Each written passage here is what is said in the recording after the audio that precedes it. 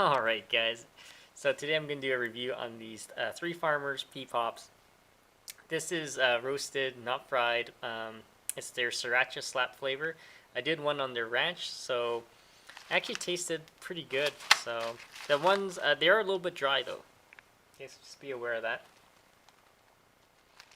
And if you look there, that's they're vegan, and if you guys want to read this, pause the video. Here's the ingredients there.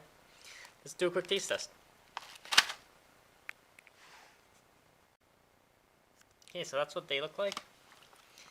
There's a red hue on them this time, so that's the peas. Okay, so they got a little bit of a kick. Not super spicy, but they do have a little kick. Consistency wise, they're still a little dry.